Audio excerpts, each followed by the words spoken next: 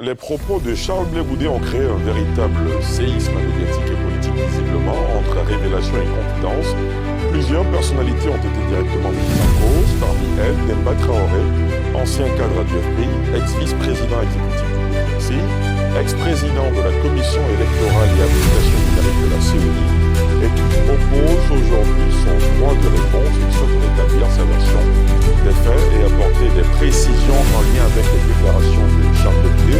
Veuillez vous installer, Demba Traoré, bonsoir et bienvenue. Merci d'être avec nous ce soir. Merci beaucoup, absolument. Merci beaucoup. Alors, je vous propose de voir ce sujet et on ouvre l'entretien avec vous.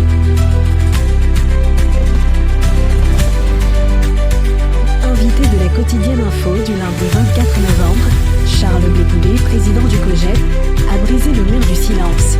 Accusé d'avoir trahi son mentor l'ex-président Laurent Gbagbo et toute la gauche, celui qu'on surnommerait le général de la rue a cité des noms et des faits qui seraient à l'origine de sa séparation avec celui qu'il considère jusque-là comme son père, Laurent Gbagbo. Parmi ces noms, l'actuelle épouse de Laurent Gbagbo, Nadi Bamba, qui aurait envoyé Diaby Youssouf, son directeur de cabinet d'alors, jusqu'à La Haye, lui faire cette annonce.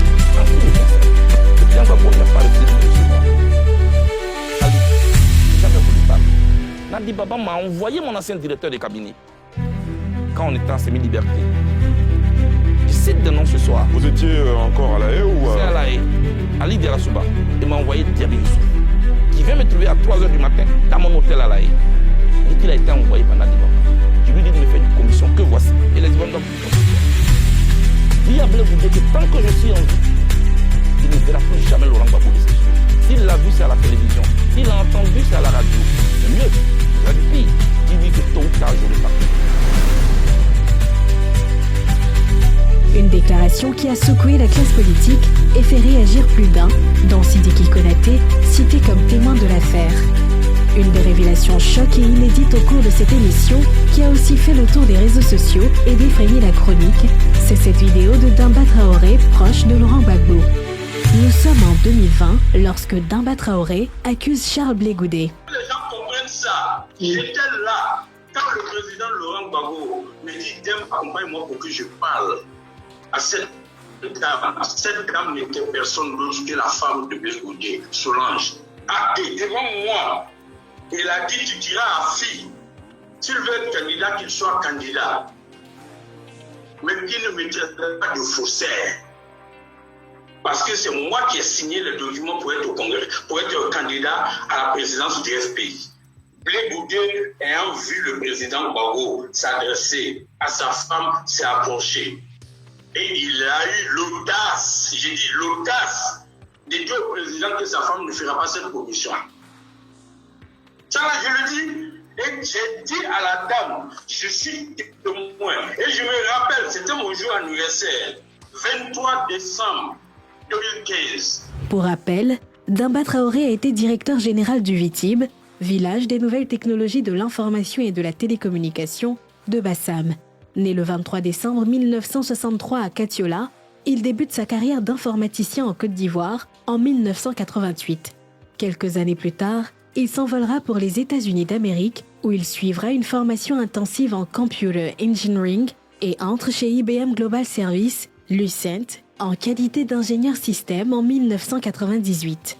Toutes ses compétences et expériences lui ont valu d'être vice-président d'éthique et de l'économie numérique du FPI et de l'EDS en alliance à cette époque.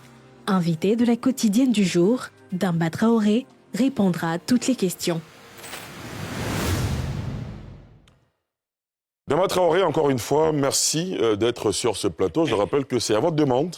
Vous avez demandé un droit de réponse et je rappelle que le droit de réponse est la possibilité offerte à une personne mise en cause ou citée dans un média de faire publier sa version des faits. Et ce que, évidemment, nous faisons ce soir parce que la loi, le droit ivoirien garantit ce droit de réponse. Merci d'avoir accepté notre invitation. Merci donc d'être là. Merci, c'est Ali Diarasouba. Merci d'avoir cédé. Absolument. Absolument. J'aurais pu faire un droit de réponse par écrit. C'est cela. Le parallélisme des formes. Totalement. Et pour lever tout équivoque, j'ai préféré être présent sur votre plateau. Très bien. Pour donner ma version des Et cela est bien pour la clarté des débats. Première question. Beaucoup d'Ivoiriens ont entendu parler de vous, ne vous connaissent pas réellement. Je l'ai dit, vous êtes un ex-cadre du FPI. Selon mes informations, vous étiez le représentant du FPI aux États-Unis. Oui. Vous êtes également ancien vice-président du Parti des peuples africains et ex-haut cadre de la CEI. Pourquoi ex-ex, vous ne faites plus la politique?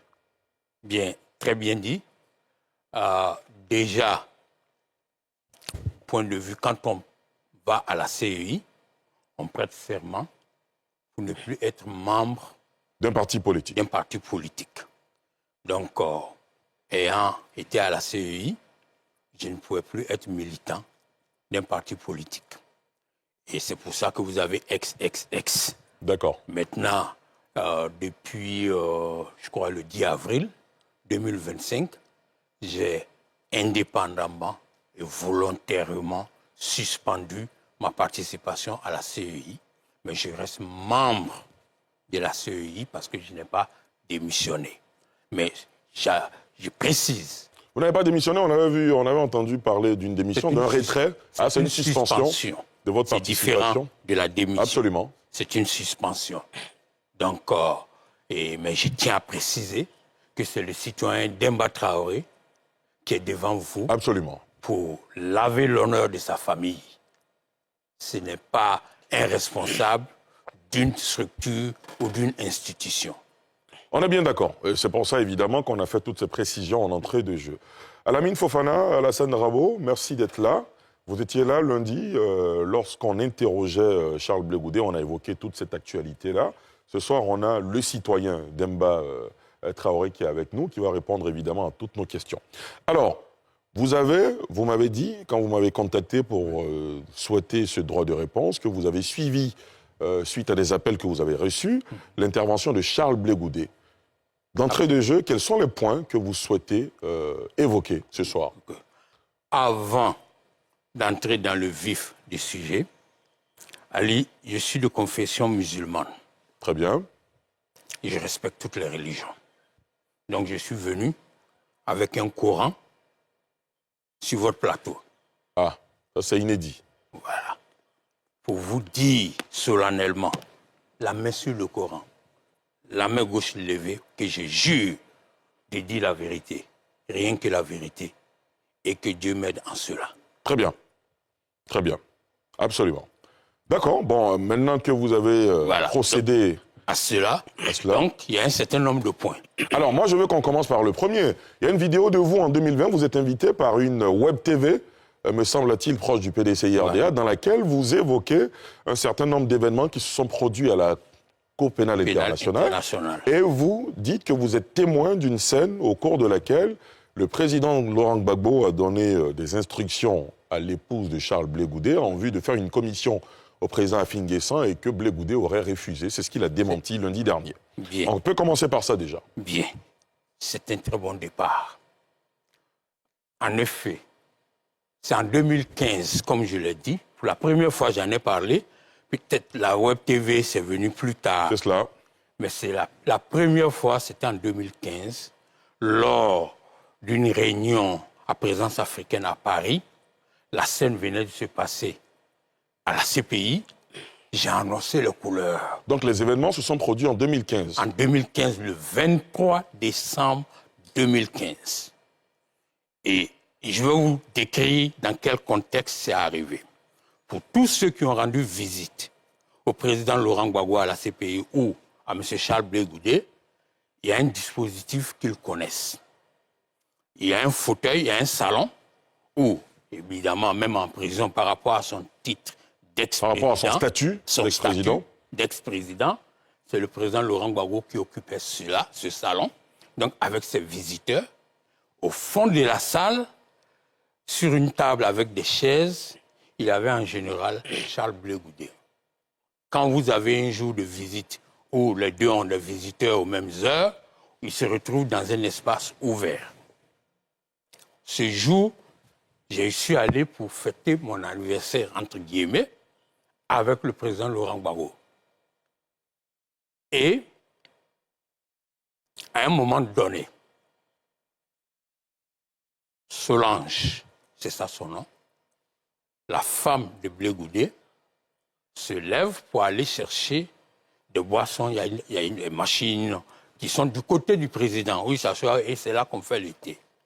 C'est en ce moment-là que le président me dit, Demba, accompagne-moi, je vais aller faire une commission à cette dame. N'en déplaise à ce que M. Charles Blé Goudé dit. C'est l'expression que le président a utilisée.